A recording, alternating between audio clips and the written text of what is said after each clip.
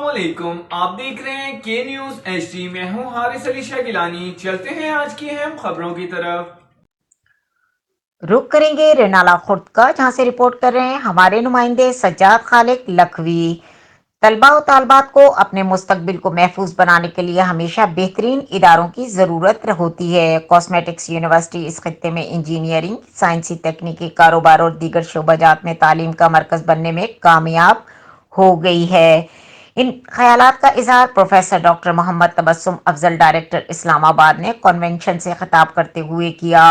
اس موقع پر سابق وفاقی وزیر سائنس اور ٹیکنالوجی چودھری نوریز شکور، پروفیسر ڈاکٹر نذیر احمد ظفر، doctor Wajid Ali vice chancellor Okara university, سماجی شخصیت پیر سید ندیم جعفری، مختلف شعبوں سے تعلق رکھنے والی شخصیات کے علاوہ والدین، اساتذہ، طلباء و طالبات کی کثیر تعداد نے شرکت کی۔ پروفیسر ڈاکٹر محمد تبسم افضل نے مزید کہا کہ گزشتہ 2 دہائیوں کے دوران کاسمیٹکس یونیورسٹی نے قومی اور عالمی سطح پر بہت سی علمی اور تحقیقی اعزازات حاصل کیے ہیں۔